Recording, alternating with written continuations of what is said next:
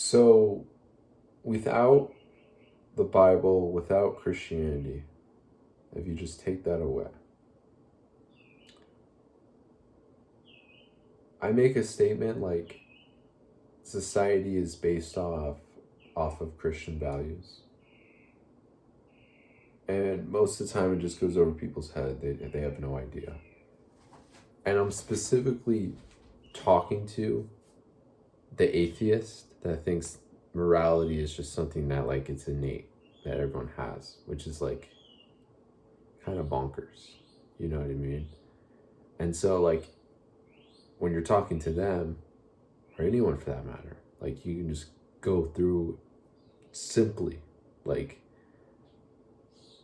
is it wrong to steal something from someone? And most people will say yes. Oh, great. The Bible, that's one of the 10 Commandments, thou shalt not steal. Another one, like, oh, is it wrong to lie to someone? Everyone will say, oh, it depends, depends on the lie. Okay, you lied that someone committed murder for someone killed another person, you lied. Oh, that's wrong. Oh, okay. So that's absolutely wrong, right? That's absolutely wrong. Okay. Thou shalt not bear a false witness. Oh, that's another one of the 10 Commandments from the Bible. Okay. And then you just ask them like, hey, is it wrong? Now this is just two things you agree with the Bible. This is just two. Let's say like third time's a charm. Maybe you'll believe this in the Bible. I don't know. Is it wrong to kill someone? Oh, it's wrong to kill someone. Oh, okay. Oh, thou shalt not kill. Oh wow, that's 3 for 3 right there. That is, wow. How did that happen?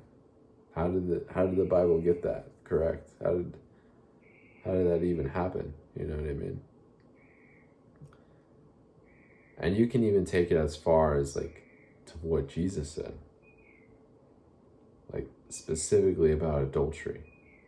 Like pornography is the worst evil in the entire world.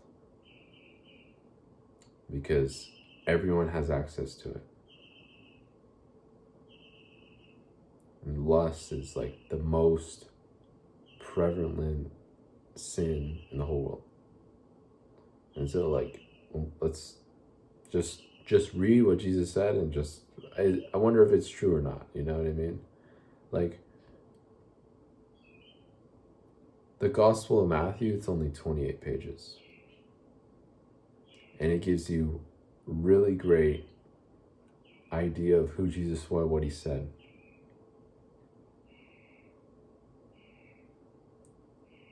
And so specifically about adultery, Jesus said if you look at a woman and lust after her, you commit adultery in your heart.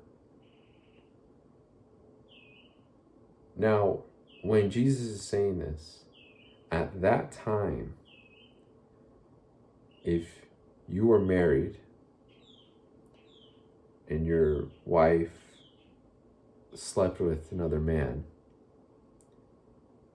and 2 people by 2 witnesses, if 2 people saw that and said that your wife committed adultery and slept with another man,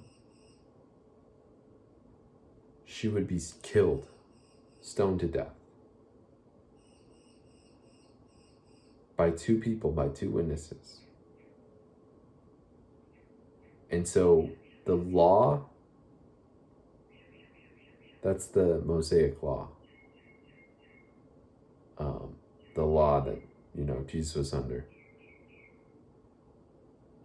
And so it's gravely like matter of like huge importance. You get like not to sin. And it takes a while not to sin. And so when Jesus says like, not even, because only the Mosaic law says adultery, the act of fornicating with another woman, that is not your wife, and you're not married, and you're fornicating with that person, that is adultery. And then you'll be killed.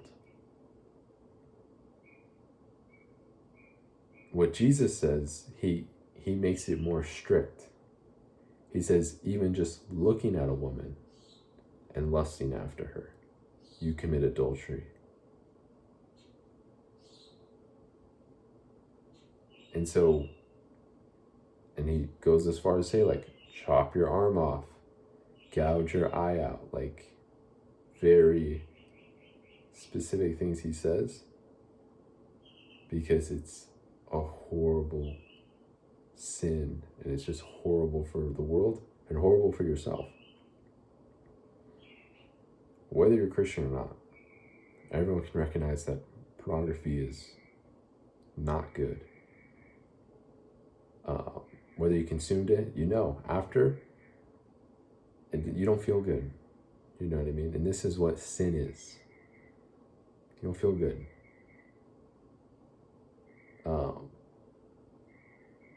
And the Bible, again, this book, for some reason, has a lot of truth in it. The Bible then goes as far as to say in Hebrews that the law of like how you're supposed to live is in your conscience and in your heart.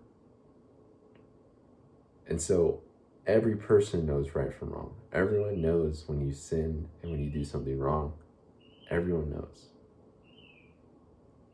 And so you don't have to be a genius. You don't have to be this overthinker to understand that, that's wrong. Because your conscience will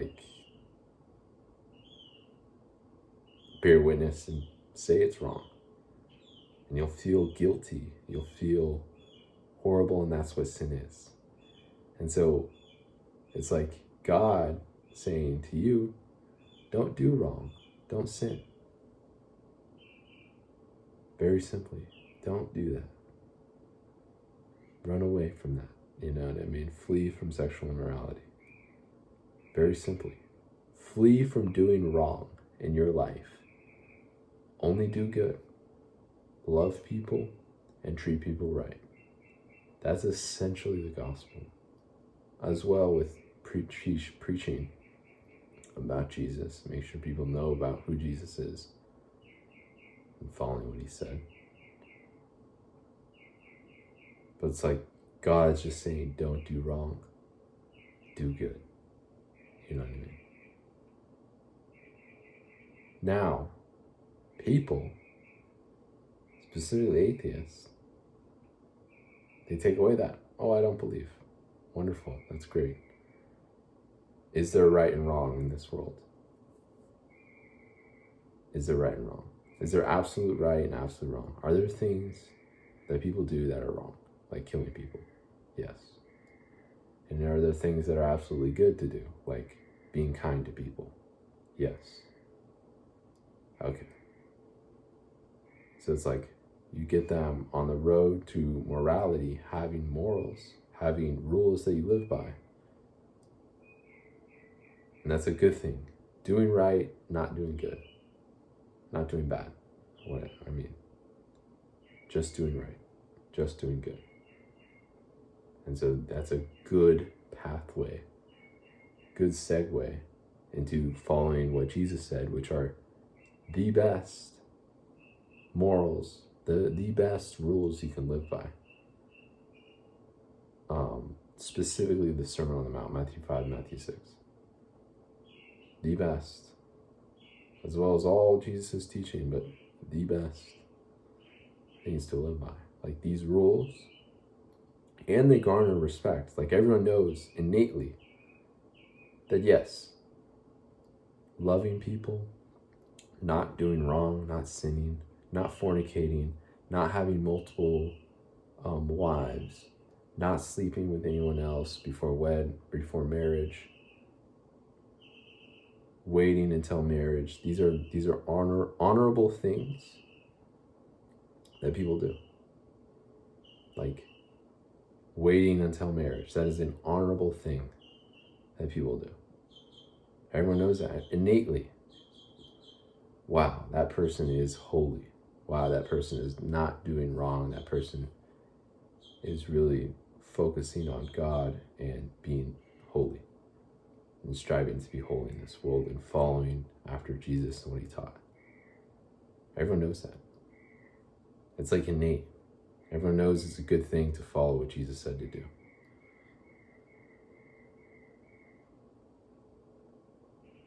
And so, like, I would invite people to live a moral life, a life with rules, things you don't do.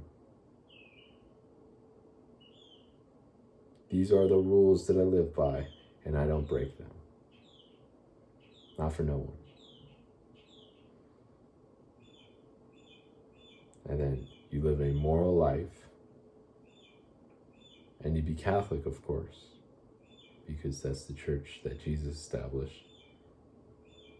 But just to live a moral life, a life with rules, and the best rules come from God, come from Jesus, come from the Bible, come from the Catholic Church, the best rules to live by.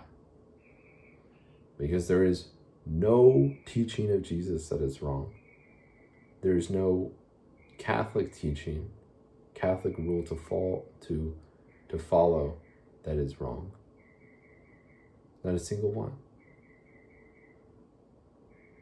And so it's like, live a moral life. Don't do wrong, don't sin. Live a moral, upright life with rules and things you do and things you don't do, and rules that you live by. God bless. Jesus is Lord.